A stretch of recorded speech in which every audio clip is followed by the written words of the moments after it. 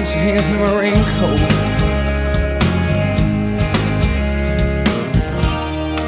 She's always worried about things like that. Hoje eu tenho a alegria de conversar com o cirurgião plástico Luiz Fernando Queiroz, um dos nossos colaboradores do site, que fala sobre estética, beleza na cirurgia plástica. Luiz Fernando, as mulheres estão mesmo cada vez mais preocupadas com isso, né? Hoje em dia o número crescente, né? Cada ano que passa, um número maior de pessoas são submetidas a procedimentos estéticos, cirúrgicos, o acesso à informação é maior. Então, realmente, é uma área que tem um desenvolvimento e um crescimento bastante grande no Brasil nos últimos anos. Dr. Google, né? Hoje em dia... Super alimentando, né, de informação. Hoje em dia, eu acho que é uma questão também, assim, a cirurgia plástica foi um pouco que desmistificada em relação àquela questão de ser uma coisa muito diferente, um procedimento só para pessoas Classe muito A. importantes ou muito ricas, né? Então, hoje em dia as pessoas estão cada vez mais procurando corrigir alterações que incomodam e, assim, com essa, não vamos dizer popularização, mas com esse acesso à informação, as pessoas estão tendo mais coragem para fazer os procedimentos. E cada vez mais novas, né? A gente fala novas, mas os homens também estão muito familiarizados com isso. Os homens ainda têm um caminho grande ainda para concorrer com as mulheres, né? Exatamente. Existem homens que se preocupam, mas realmente a maior parte desse universo é das mulheres. É feminino. Mesmo. Exatamente. Que aí a gente estava dizendo na tenra idade, né? Porque a gente sabe que meninas, antes de se formarem, já estão fazendo cirurgia. O padrão de beleza mudou nos últimos anos.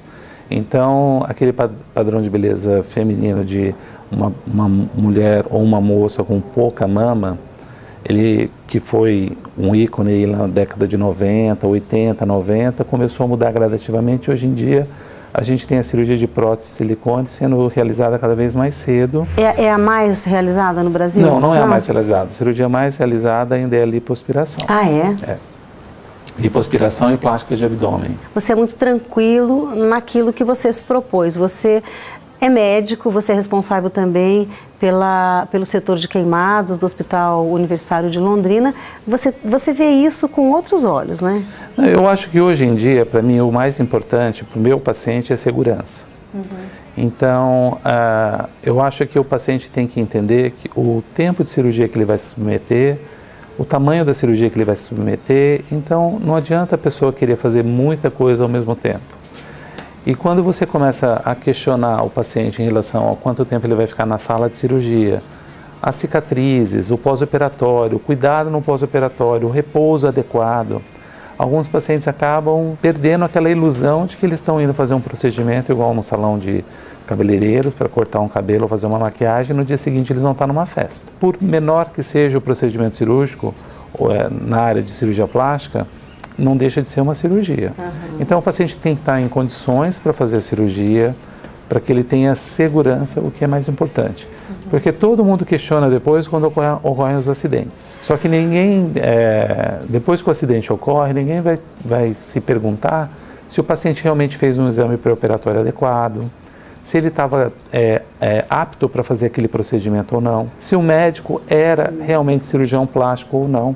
Existe hoje em dia um número cada vez maior de pessoas não formadas fazendo cirurgia que exercem cirurgia plástica. E como é que a gente faz para saber quem pode e quem não pode saber? O ideal... Para o paciente é difícil, né? O mais fácil seria o paciente recorrer ao site da Sociedade Brasileira de Cirurgia Plástica para saber se o médico que ele procurou para fazer o procedimento cirúrgico é filiado e é associado à Sociedade Brasileira de Cirurgia Plástica. Foi feito um levantamento o ano passado no Conselho Regional de Medicina de São Paulo, 92% dos processos relacionados com as queixas estéticas são de médicos não cirurgião plásticos. Que não são cirurgião plásticos. Exatamente. Por isso que você diz que acaba afetando... Exatamente, acaba afetando, porque quando existe uma repercussão, né, de uma notícia de que um paciente teve uma intercorrência grave, ou isso tudo acaba inibindo o paciente. O paciente liga para a gente e fala assim, eu acho que eu não vou mais fazer a cirurgia, doutor Luiz Fernando, Por quê? Porque alguém Aconteceu contou que saiu na televisão que uma paciente, por exemplo, foi a óbito com uma cirurgia estética. Então, isso realmente acaba prejudicando bastante as pessoas que trabalham corretamente. Eu não vou dizer para você que não existam intercorrências.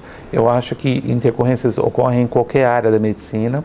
Só que se você tiver esse critério de procurar as pessoas habilitadas, a chance dessa intercorrência acontecer vai ser bem menor. É impressionante como os valores são outros e que as pessoas têm que se enquadrar nessa estética, vamos chamar de mercado, né? Exatamente. As meninas para se casarem, para se sentirem bem dentro de um biquíni, dentro do padrão que é da moda ou alguma coisa assim, tem que se enquadrar nesse modelo, nesse padrão exigido. E aí vem sofrimento. Não, mas eu não sou desse jeito, vou ter que lá. Você tem que... A cirurgia plástica, ela não faz... Ela pode melhorar o seu biotipo, melhorar o seu tipo de corpo, mas ela não vai modificar. Então, essas ilusões, essas alterações drásticas a qual algumas pessoas se submetem para se sentirem melhores, às vezes, de repente, não é a realidade do dia a dia. Você tem que saber que se de repente, vamos supor, você vai fazer uma cirurgia de nariz e o paciente quer um tipo de nariz que não condiz com o restante do rosto. Não adianta, não vai ficar bom. Então, aí você não faz, que eu sei. Eu acho que assim, a responsabilidade do procedimento é do médico. Então, a partir do momento que você reconhece no paciente esse problema e você faz o procedimento, a responsabilidade desse procedimento passa a ser sua, e não do paciente. Então, se você acha que o procedimento é exagerado ou desnecessário, é melhor não fazer. O que você tem que orientar o paciente é o que está te incomodando, o tratamento é tal procedimento. E daí você conversa com o paciente, você explica, e daí ele vai entender que não adianta colocar botox no sulco, que não vai funcionar. Então, assim, o que eu acho que é mais importante em relação à estética não é você ter uma idade fora da tua faixa etária, ou você, por exemplo, ter 60 anos e parecer ter 30. Eu acho que as pessoas têm que imaginar que o envelhecimento acontece para todo mundo, né?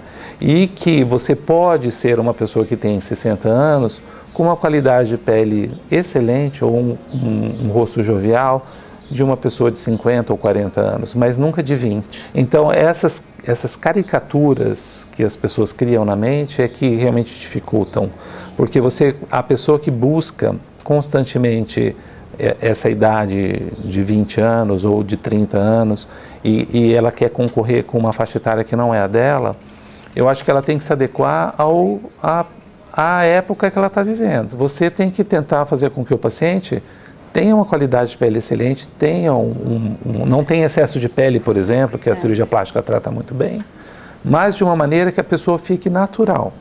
Esse é o meu conceito. O que é que nós vamos ter no site? Orientações gerais sobre como são as cirurgias. As pessoas têm uma mistificação muito grande. As pessoas têm que saber que qualquer ressecção de pele gera uma cicatriz. Uma cicatriz feita por um cirurgião plástico, ela é com certeza de melhor qualidade do que feita por um cirurgião geral. Só que assim, você vai sempre ter uma troca de um procedimento por uma cicatriz. Vai trocar um problema por uma cicatriz. E a paciente tem que conviver bem com essa cicatriz. Algumas evoluem com cicatrizações maravilhosas, outras não. em que você se surpreende, porque realmente parece que não foi feito nada. E algumas outras pessoas, infelizmente, têm deficiências cicatriciais, cicatrizes hipertróficas ou queloidianas ou alargadas, e essas pacientes é que vão ter que conviver melhor com essa cicatriz ou não. Então, assim, a cirurgia plástica, ela trabalha com cicatrizes bem posicionadas, bem trabalhadas. Então, quer dizer, a nossa preocupação é o resultado final, mas não quer dizer que a pessoa vai fazer uma cirurgia que não exista cicatriz. Obrigado por fazer parte desse grupo de colunistas colaboradores. Eu fiquei muito feliz, viu? Obrigada. Obrigado. Eu que agradeço o convite. E se houverem dúvidas ou questionamentos que a gente puder repassar essa informação de uma maneira adequada, a gente está à disposição. Então, às vezes as pessoas a gente pode escrever sobre algum assunto que a pessoa tem alguma dúvida. Né? Exatamente. Pode escrever lá nas suas colunas, exatamente, fazer as perguntas, as dúvidas, e você vai estar esclarecendo para todo mundo. Obrigada. Obrigado a você.